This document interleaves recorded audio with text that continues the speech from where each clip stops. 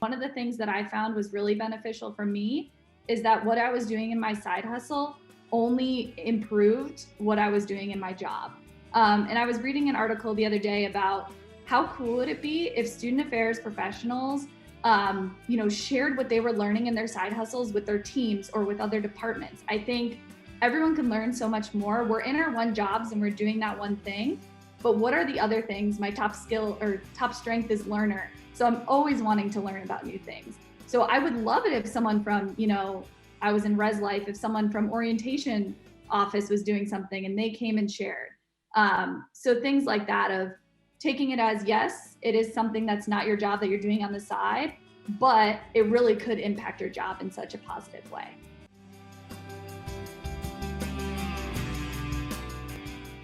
We are discussing with our very special guests who are leaders and practitioners in and around student affairs who are engaging in side hustles or side businesses outside and or adjacent to their primary role. Student Affairs Now is the premier podcast and learning community for thousands of us who work in, alongside, or adjacent to the field of higher education and student affairs. We release episodes every week on Wednesdays, and you can find details about this episode or browse our archives at studentaffairsnow.com. Today's episode, we have a couple of sponsors that we want to recognize. Stylist Publishing is proud to be a sponsor for Student Affairs Now podcast. Browse their student affairs, their diversity, professional development titles at stylistpub.com. Use the promo code SANOW for 30% off all books, plus free shipping. And you can find Stylist on Facebook, YouTube, Instagram, LinkedIn, and Twitter at stylistpub. This episode is also sponsored by Anthology. Transform your student experience in advanced co-curricular learning with Anthology Engage. With this technology platform, you are able to easily manage student organizations, efficiently plan events, and truly understand student involvement to continuously improve your engagement efforts at your institution. Learn more by visiting anthology.com/engage. As I mentioned, I'm your host, Glenn DeGuzman. I'm the Associate Dean of Students and Director of Residential Life at the University of California, Berkeley.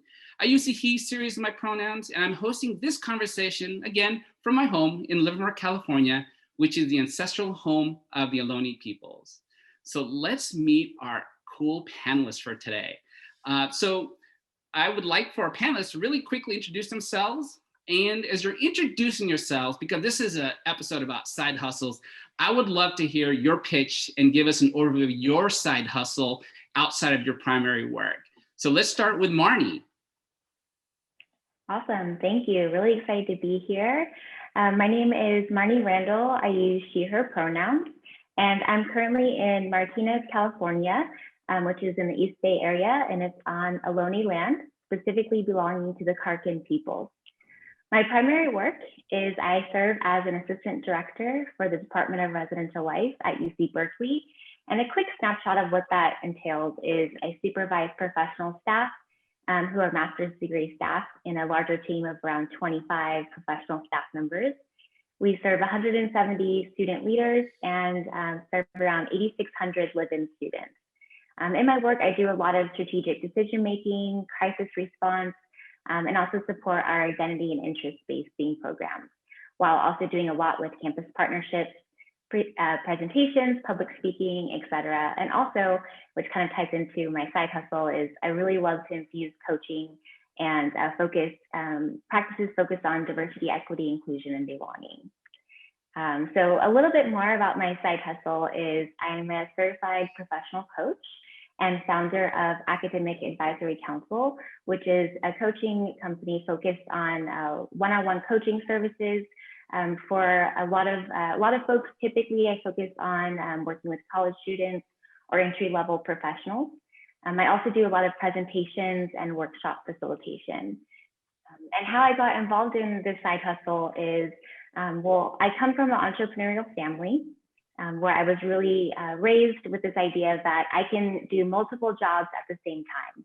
And I saw my grandparents working a trucking business while also having a lot of my family members, including my mom, drive truck and either completing their degrees at the same time, working in real estate, working in law, and folding in a variety of different work. And so I grew up with that and realized like, I can do that too.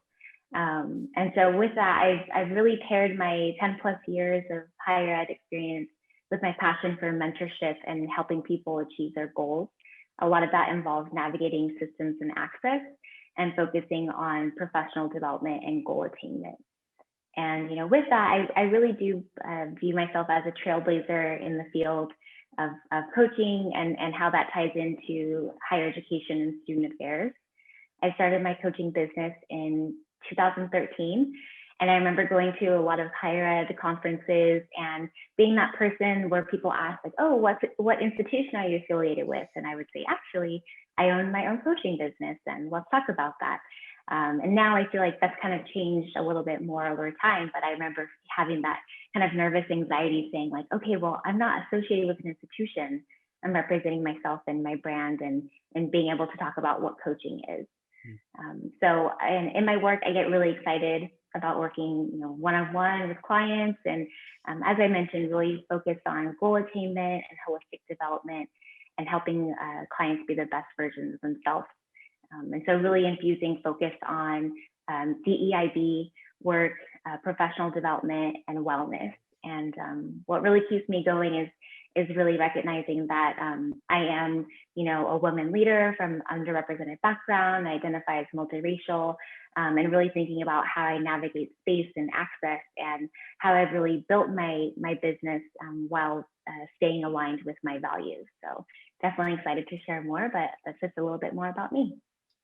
I'm looking forward to you sharing more. And in transparency, I also have the opportunity to get to work with you because we're in the same department. So a lot of the things that you mentioned, like, wow, that's really interesting because you're definitely pairing your student affairs background. And I didn't know too much about your family background and this entrepreneurial background. So that's really fascinating. Looking forward to hearing what you have to say more. Let's turn to Joshua. Joshua. Hi, y'all. Excited to be on this panel. And Marney, so good to hear about your story. I'm inspired by you all the time and so excited I get to hang out with you for this hour.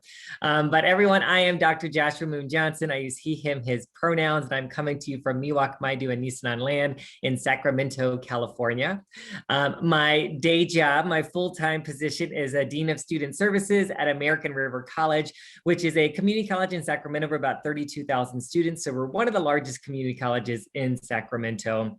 I also serve as the Title IX coordinator for our institution. My role changes very regularly. I think that we're a team in student services, or is what we call it mostly in the community college system, but I'm a student affairs person by training and by lifelong goals and purpose. And so it just looks a little bit differently as I move from 4 years to community college and institutions. My side hustles, I guess I would call them, they just kind of evolved. I'm not really sure how I ended up in that. I've always been kind of a nerd for education and social justice all around, and I just kept putting my hands in everything, and then people started paying me to do it.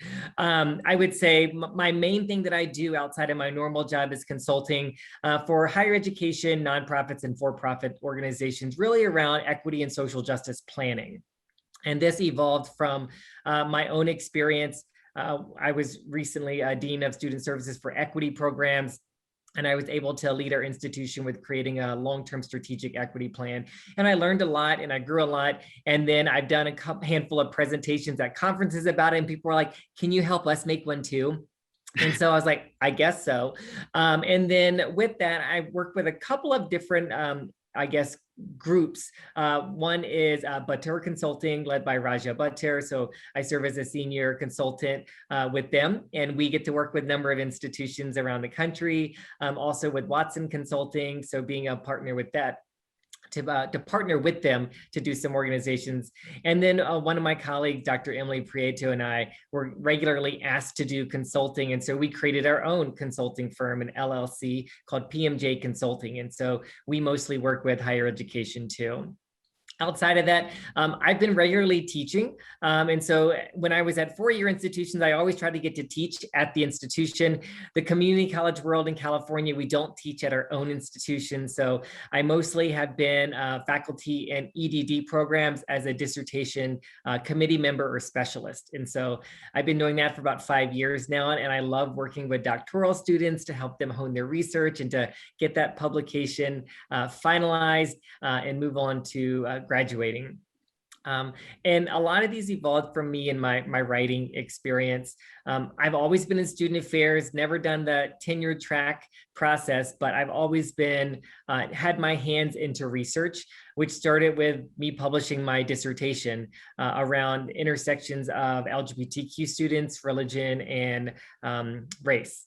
And then that evolved as I've been in spaces where I was a director of an LGBT center, then director of a multicultural center, and realizing there wasn't much literature about by QTPOC students. So I was like, someone needs to write this book. And that evolved.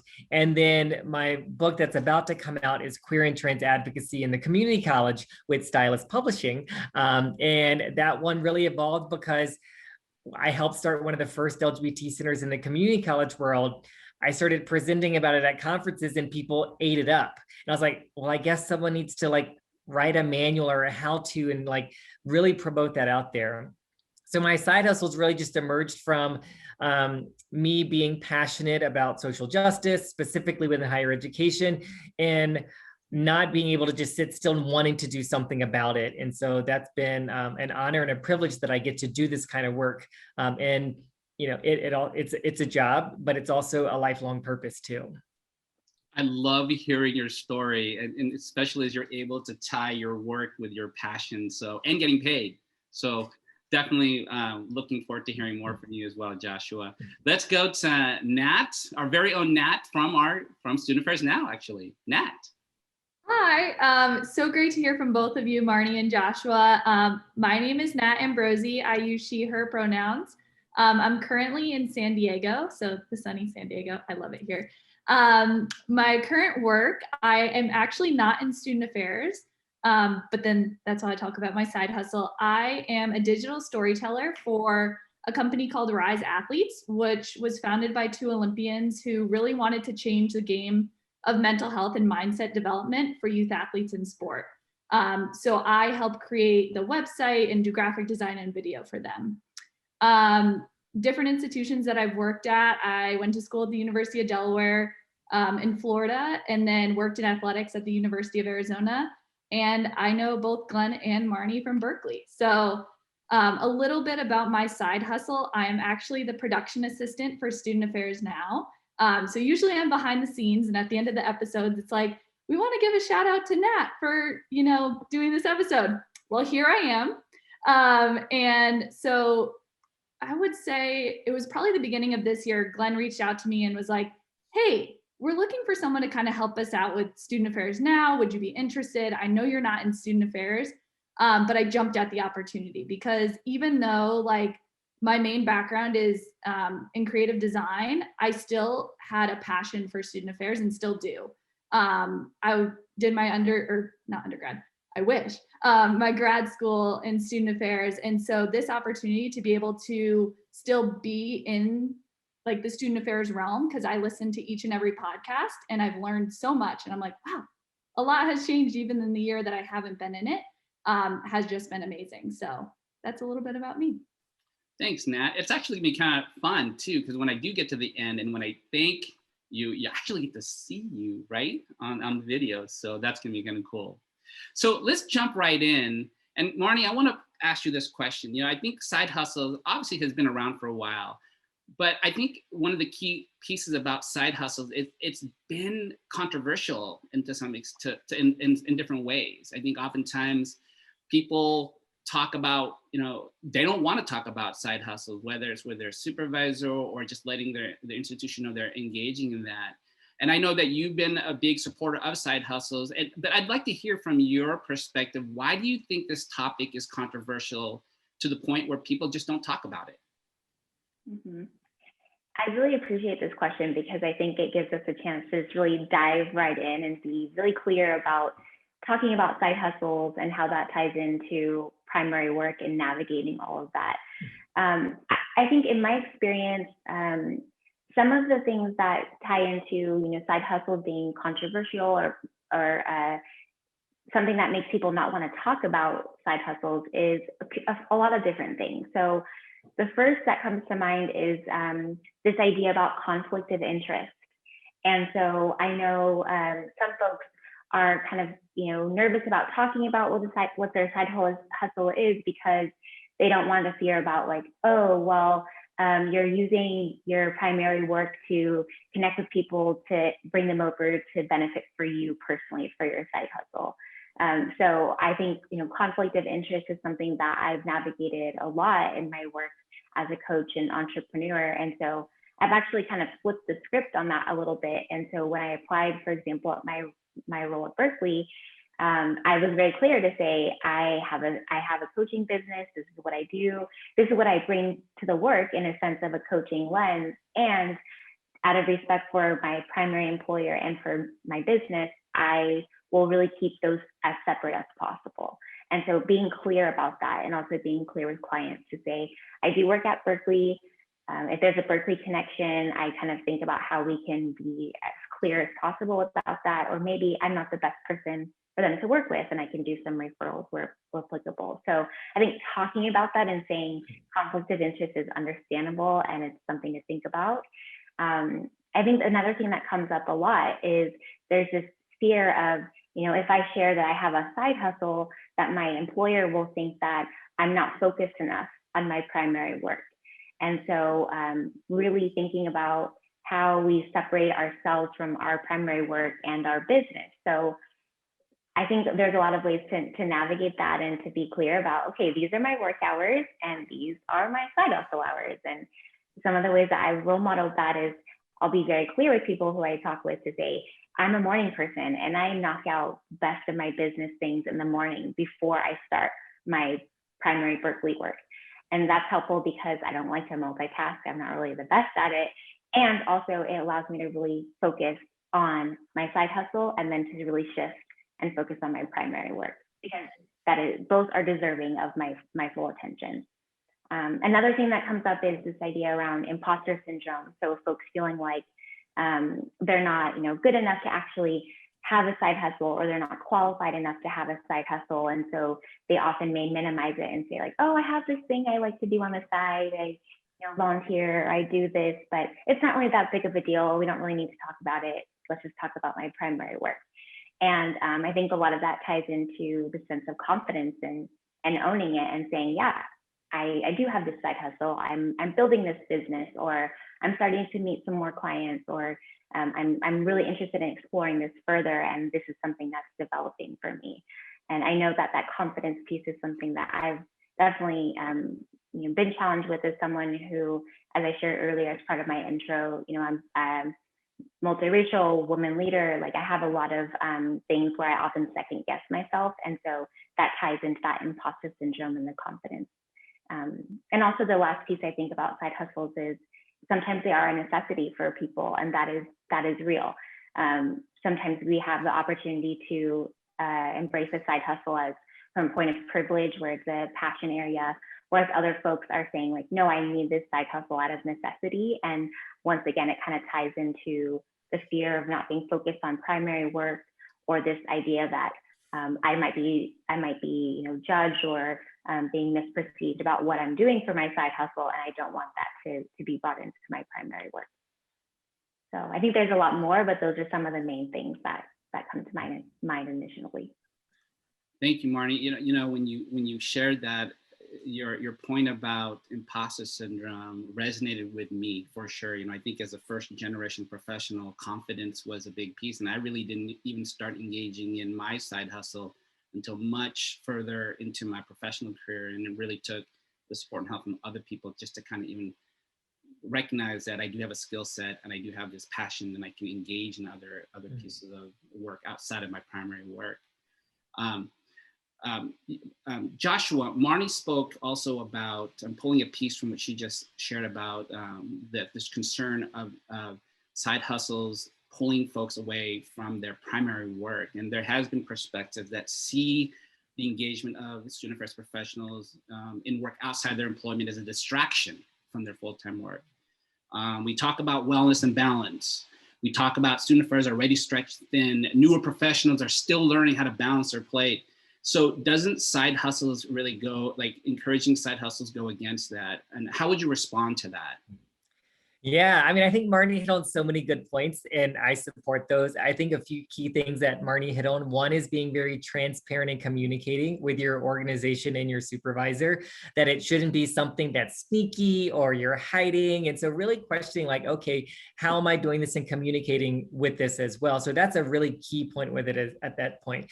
I think when thinking about like the ethical considerations, I think one big ethical consideration is our institutions need to pay people what they deserve. And then maybe there won't be so many student people with 3 side hustles as we're trying to like make a living and pay off student loans.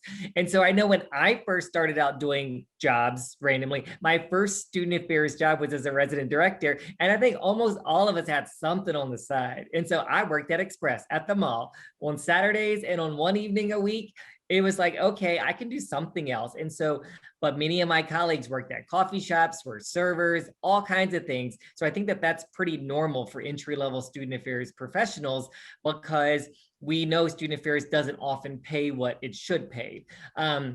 And I think as my career has evolved, I don't have to do this for money anymore. I do it because I want our society and our institutions to be better places specifically for marginalized folks. And so if anybody were to tell me that me trying to do social justice advocacy and consulting for another institution, I would question their ethics. And so that's a key point with it too. For me, anytime I'm going to consult or speak at another institution, my supervisor knows about those things. And I think when it comes to if it's something where I'm traveling across the country for a few days, or if I'm even leaving my work to go to an institution 30 minutes away, I take vacation time for those kind of things. We typically get lots of vacation, at least in public institutions. So I'm okay to use mine for those things. That's not a big deal. Similar to Marnie, right now, one of my clients is an institution on the East Coast. I do a lot of 6 a.m. meetings because it's 9 a.m. on the East Coast for me in California. So I can do a couple of meetings between 6 and 8 and still do my normal job. I find that doing other projects often helps me balance a little bit better because I think every institution I worked at, that you could give your whole life and you will never be done with the work that you do. And so student affairs is all consuming. And so as I've learned how to balance my personal life with side projects or passion projects with my full-time job, I've learned to balance a lot more. So my first few student affairs jobs, I was probably working 60 hours a week and living in the residence hall, so you're never really off. And so this has been really helpful for me to have kind of defined times when I'm working on different projects. But I think a few key things is really communicate and be transparent with your supervisor or organization, and make sure that you are managing your time adequately. I think for anyone wanting to do kind of side work or side hustles or businesses, definitely make sure you got your core job like on lock, like you have it done. You're at least at that meeting expectations level before you're trying to bring on other things and do many things as well. Because you do want to make sure that your job that probably is bringing you benefits is secure and that you're happy in that environment.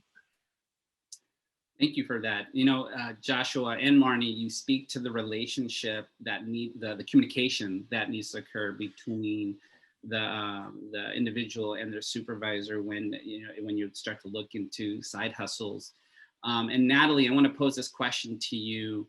Obviously, I think even I think about just the number of student affairs professionals that I know of who are talking about and more open about their side hustles outside of their primary roles. How can universities support professionals if they're interested or and engaging in side hustles or already in a side hustle? From your experience, what has helped you? Yeah, I think that's a really good question. It's funny because actually the other day I was talking to one of my friends who I was an RA with, and she's an academic advisor back at our undergraduate institution. And she said, I want to do something on the side just to, lighten up what I'm doing. Like, it's great being an academic advisor, but I get off at 3:00. So what else could I do? And she's like, a Target opened up. Maybe I'll want to do that because she's definitely a very extroverted person. So that could be good. And we did have the discussion, both what Marney and Joshua said about, what does that look like talking to your supervisor? And one of the things, so when I was working at the University of Arizona, I was a graphic designer in the athletics department, but I also supervised a student. So it kind of brought everything together with the student affairs aspect, but also working in athletics. And I was also doing this side hustle for graphic design. And so one of the things that I had the conversation with my supervisor was, hey, this is something that I want to do. It's not going to be during work hours. And similar to student affairs, athletics, you work 70 plus hours a week. Pre-COVID, because when there was football games and basketball games and things like that. So she knew like, okay, you need to figure out what your time management is and how you're going to structure your time with that, but you also need to be at work. And so I think one of the things that we chatted about was that trust piece. So she knew that she could trust me, that I was going to get my work done and it was going to be to its fullest potential. So the thing with design as well is, you could put all your effort one place and then you're like, okay, what now? Like, do I have any more energy to do this? So she wasn't worried, but I could see that could be a concern for some supervisors if you're doing something very similar in your full-time job and as your side hustle. So really just that communication and trust. And one of the things that I found was really beneficial for me is that what I was doing in my side hustle only improved what I was doing in my job.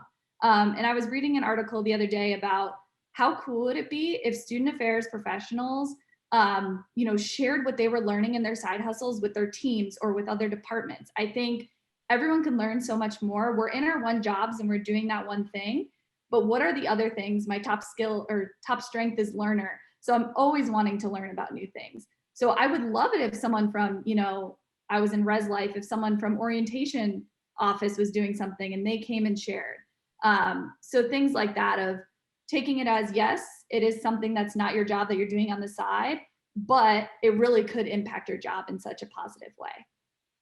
I would also add, it also probably helps with culture as well. I think what you just shared made me think about the fact that even in my side hustle, I have had people in my department approach me about and asking questions because they were curious, not necessarily to pursue it as a side hustle, but they just had a question because of the knowledge and and the experience I have in what I do. So thanks for sharing that. I want to shift a little bit. I know that, and I want to pose this question for Marney. I know over the years, you facilitated conversations with other student affairs professionals on the sort of like the art of the side hustle. And I think that really does a lot in normalizing the reality that people do engage in side hustles. I'm curious to know, in those conversations that you have, what do you talk about? And what are you hearing as to why more student affairs professionals are pursuing side hustles? Yeah, thank you, Glenn. And it's really been my honor, and I'm very humbled to be able to share space to talk about my experience with side hustles and to share resources and best practices, and to also learn from other folks in those spaces too.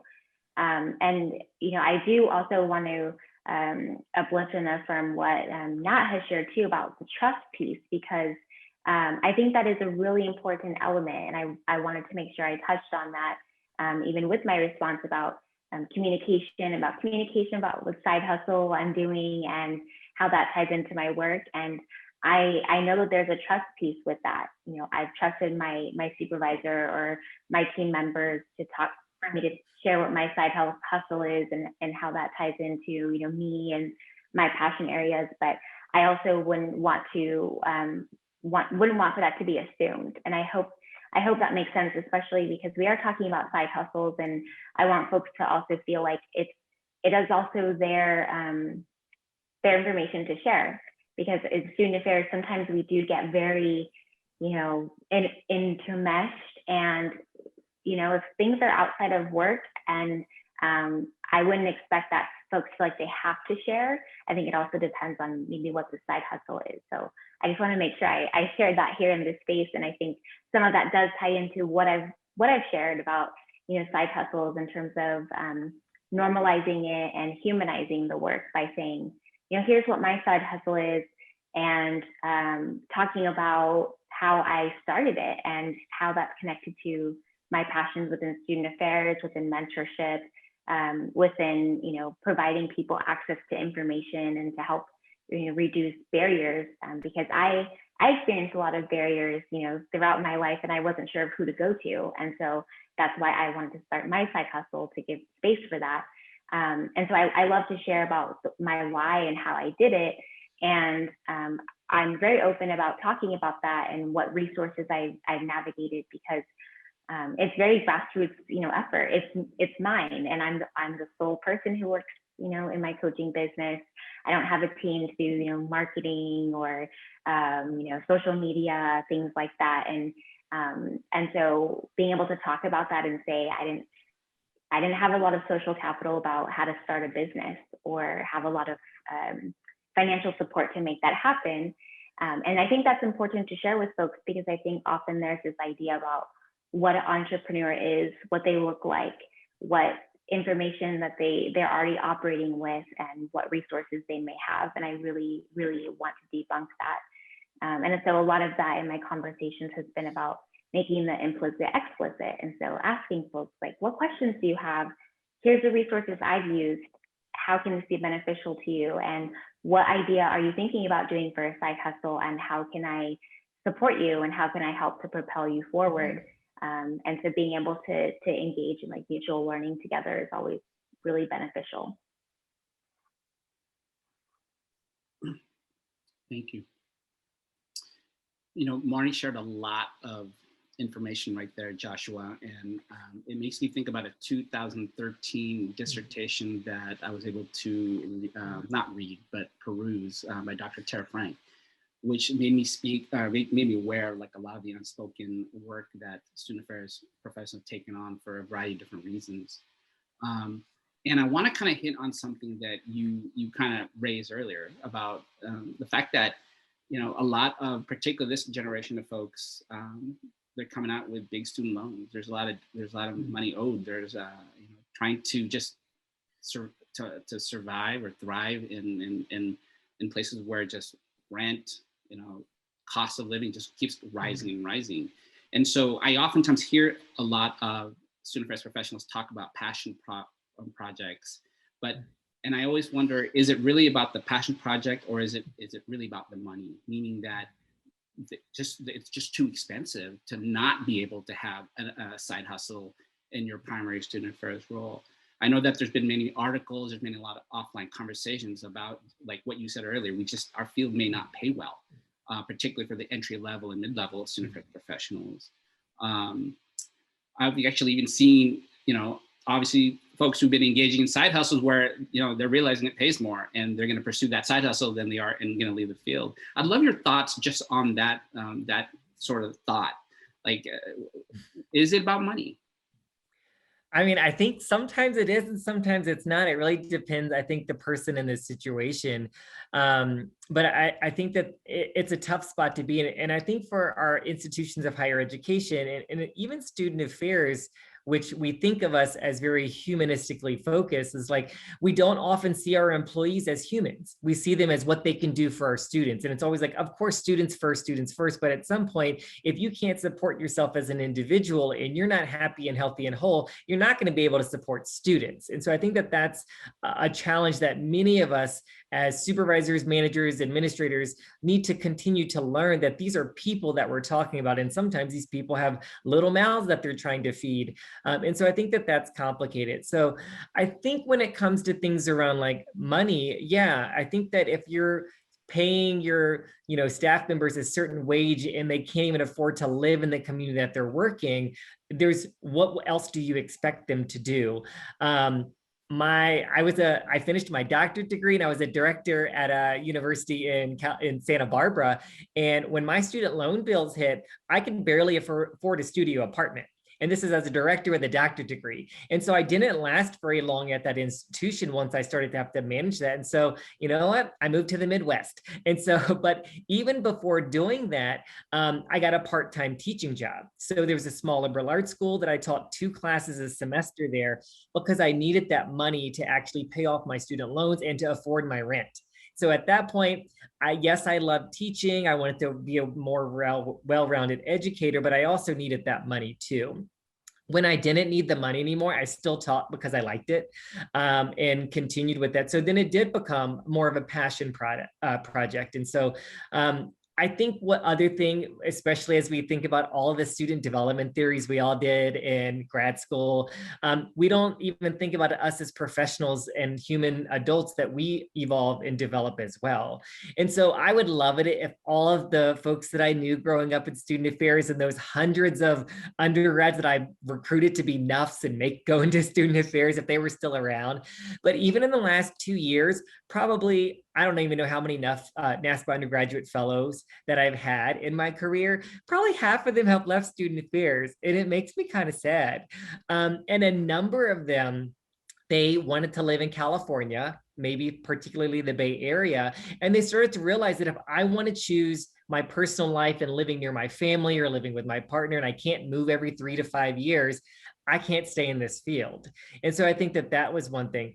The other thing is, as humans, we evolve, and student affairs was wonderful and interesting when we were 23. Is it still interesting when we're 33? Is that really what drives us now? So I think that we have to be understanding that people are in different circumstances, and people evolve and change within their own lives too.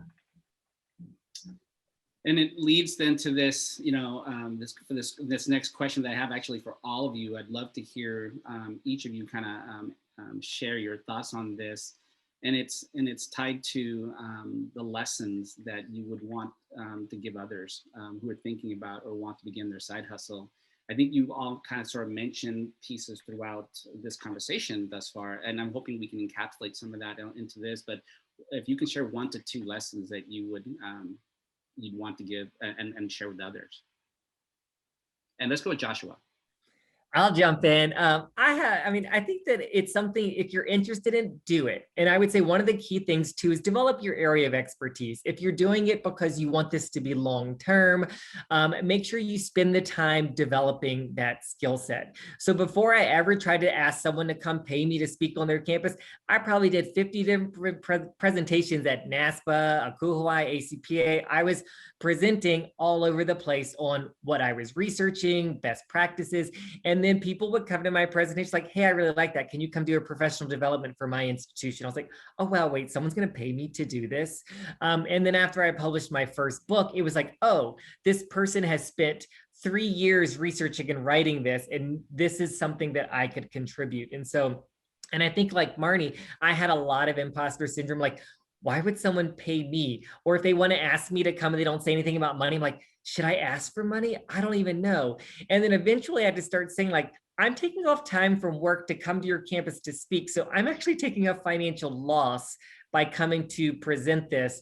So I started to really have to think about like, okay, I should be asking for this, but I had developed that expertise, and I should be able to ask for that. And especially even when I'm doing pro bono type of stuff, I make it very clear of, as a, first-gen queer person of color, you shouldn't ask people to do this kind of work that's my own personal emotional labor and trauma for free. But I might do it for you because I like you. But normally it's just a little bit upsetting, and it's systemically problematic when people do that. And so, and no shame to people who've done that before. I still love y'all.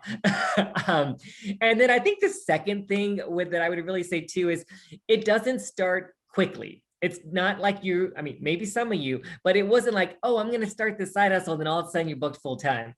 It really takes some time, take some planning, take some retreat time for yourself to really plan out what's my business plan with this as well. If you want it to be a business, do a business plan, do some research on that. I was fortunate that my undergrad and grad were in business. So I kind of pulled out those old textbooks. It was like, how do I do this? How do I create a communication plan?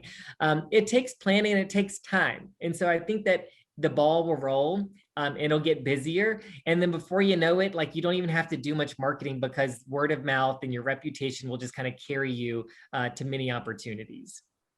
Josh, I want to quickly add, I love what you just shared, in particular, because I think that, our field in general doesn't have a lot of money. So if we're going to spend money on someone to come in to do, let's say, if we were to bring you in, we want to make sure that you have spent time on your craft and you have the expertise. And so I think that even exposure, you're right. I've seen folks, I'm like, wow, that was just wonderful. I want that person to come to my campus and to talk about X or Y or Z. So I really like how you kind of approach your work in that. Nat, I'd like to hear from you. Lessons.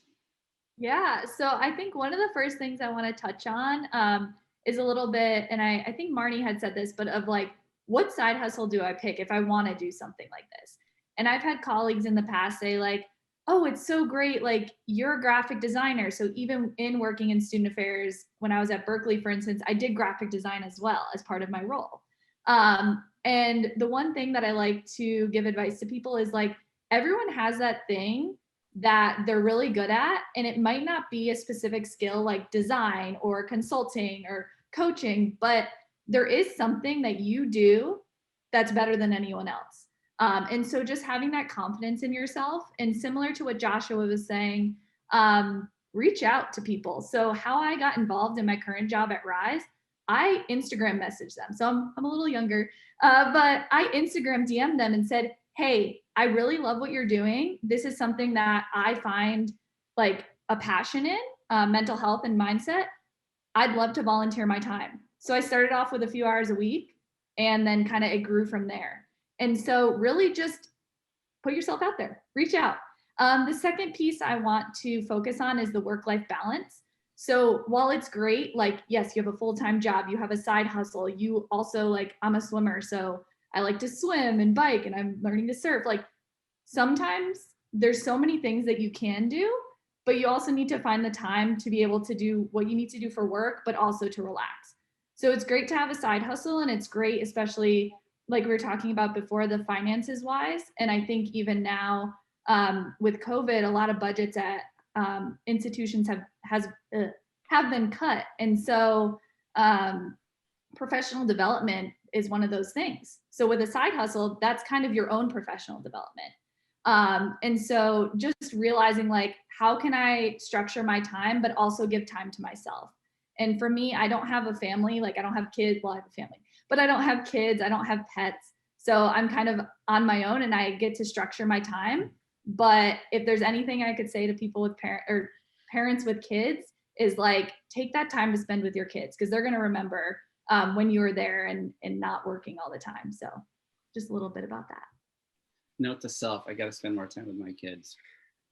Nat, I wanted to touch on what you just said too. And it's reminding me, especially since you're not in student affairs, your primary work is in another area. It's also reminding me, as we're talking about just side hustles, we talked about side hustles that are adjacent to or connected to our field, right? In passion areas. But there's also a lot of student affairs professionals who are engaging in additional work that isn't even connected to higher ed. They might, I think Joshua mentioned it earlier, they could be in retail, they can be, I know a colleague who creates crafts and has sold it on Etsy. I think about people who do art and they commission and sell some of their art. There's just different things that people engage in, sort of like, to your point, Nat, pursuing talent and pursuing passion. So thanks for that. And if I could add something really quick. So for those, if you're listening and you're not in student affairs like me, there's still plenty of ways that if you still have that little piece of fire in you that says like, I really like student affairs, but I'm doing this other thing, there's ways for you to get involved. Reach back out to the mentors that you had, to your old supervisors.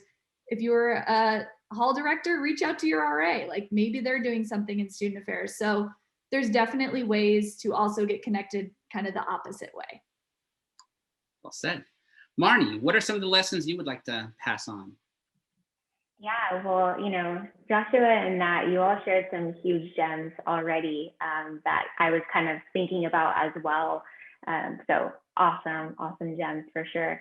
I think some of the things that come to mind is, I've talked about this a little bit already, but when it comes to the side hustle, really recognize your value, and that imposter syndrome is so real, and it creeps up, and it may continue to creep up.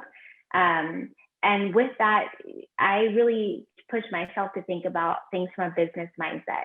And so Joshua, that's awesome to know that you had a business background, because I didn't. And so I had to learn all these things, but also had to change my brain a little bit in terms of thinking about, okay, if someone is approaching me with a problem and I have a solution as part of my business, that's part of my business model. And so not giving away services for free. And that's hard in a field like student affairs or other helping professions, because I want to help people.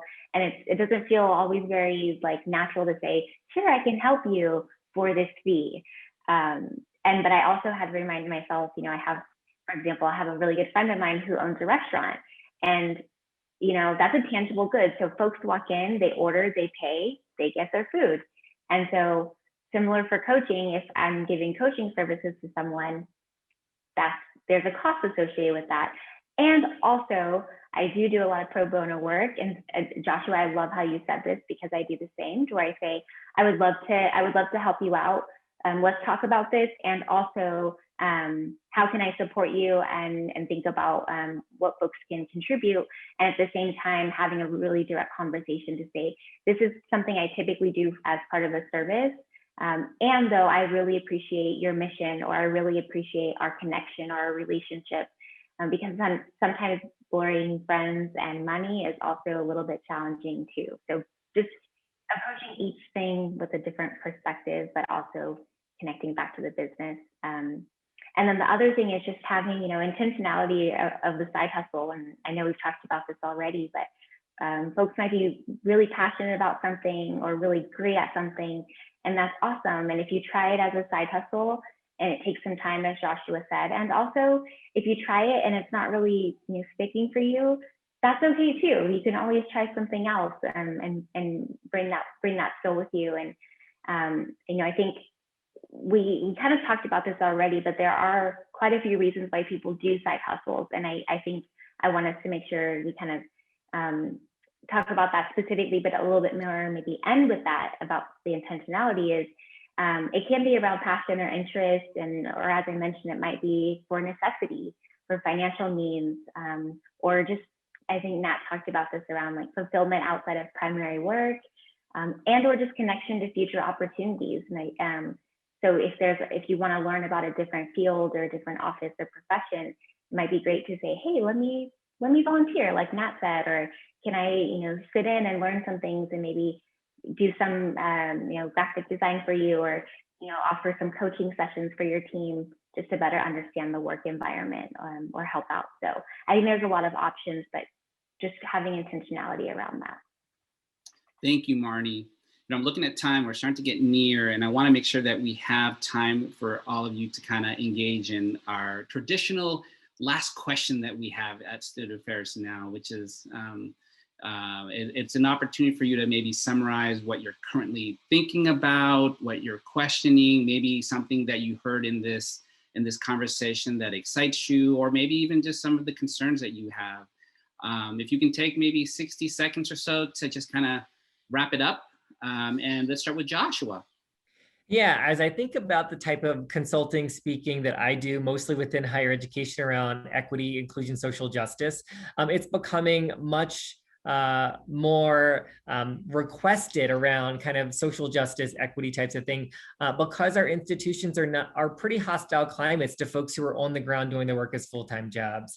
The number of friends who I had in senior level DEI jobs who left higher education because of the hostility and the lack of support and the tokenism, all of those things. So now many institutions are wanting to bring in outsiders because no one will stay at those institutions. So I think that with that, yes, I love to go be able to support people and to consult. But I think we also need to think about the folks who are at those institutions doing those work. How do we support them and retain them and develop them as well? If the only people, specifically, let's say like BIPOC folks or queer and trans folks or women of color, like the only folks you can get to come is that you pay to come to your campus for 2 to 4 days, that's kind of problematic too. So I think that that's kind of where I still have a lot of thoughts and questions when I come in as an outsider to do DEI consulting work or speaking, and then I get to leave. And I kind of love that about it too. But also I feel sad when I leave, and I know that the people that I've talked to are left in that environment that's often not the most positive environment too. Thanks for raising that. That's a good perspective. Nat, Yeah, so I think I've been thinking about this as I produce each podcast. So I listen through, I transcribe, do all of that. And one of the things, I was talking to a friend who's never been in student affairs, doesn't even know what it is. So I was explaining a little bit to her about what it is and talking about one of our most recent episodes. And she was like, why don't like more of the world talk about this? Like, I think it was the episode on policing and campus. And I was like, oh, I'll share the episode. But really, like, how are we taking what we're talking about? Because I think it is so much more than just on a college campus. And how do we bring it to people who may not know what student affairs is, who may not have even went to college, and really just kind of expand our knowledge. So if you're out there too, I really highly encourage you to share this with people who may not be in the field, because I think we could really start a conversation that's larger than just institutions of higher ed. I agree with you, Nat. I share student affairs now with actually a lot of my friends who are not in the field, and they enjoy it. And Marney, close us out. Sure. So I'm thinking about a lot of things, and I really appreciate the perspectives that Joshua and Nat have shared. A lot around accessibility of like folks for consulting, presenting, being able to go to a space for a couple of days and then leave, and also this idea about how do we keep these conversations going. I'm very honored to be able to be on this panel and talk about side hustles and share space with Joshua and Nat and you, Glenn. And also I'm asking myself, okay, well, what's next? Like, how can we actively engage with this information differently to contribute to not only the profession but to other aspects of education and beyond? Because deep down I do believe that we are all learners, and I know I'm never done learning and growing, and that ripples to myself internally and externally to the people that I engage with. So how can we bring up this mindset of continuing to be learners and to engage in this information, whether it's about side hustles or all the other awesome things that student affairs now is doing? Because there's a lot of energy and a lot of intelligence and a lot of skills in our virtual Zoom room right now and beyond. So looking forward to future opportunities to just collaborate and to share our knowledge and learn together. Thank you, Marney. And with that, we've reached our time. And I want to thank Nat, Marney, and Joshua for being my guests today on this episode on Side Hustles. I want to additionally thank Marney for suggesting this topic. I thought this was a really great piece. And then also for introducing Joshua to me. I think that this conversation has just been amazing. And I think, and obviously this is the fun part. I get to show off to my fellow co-hosts. I get to thank Nat Ambrosey right here, who does all of this behind the scenes works for these episodes, making sure they get ready for release. So, and again, I also want to thank our sponsors, Stylist Publishing and Anthology. These shows would not be possible without them. So thank you so much. And to our audience and listeners, thanks for joining us. If you're listening today and if you're not already receiving our weekly newsletter, please do that. Please visit our website at studentaffairsnow.com. Scroll to the bottom of the homepage, add your email to the MailChimp list. And while you're there, peruse it, check it out. Nat puts a lot of time and effort into organizing it along with Heather. So check out our archives. And I also just want to share that we hit a major milestone. We have over 10,000 downloads, and the number of subscribers just keeps on growing. And we know it is all because of our listeners and our audience out there. So please continue to share this. It makes us free for everyone. Again, I'm Glenn DeGuzman. Thanks for spending time with us and listening to our episode or watching if you're going to be looking at a YouTube. I hope you really enjoyed this episode. I know I did. Wherever you are, go out and make it a good day. Bye, everyone.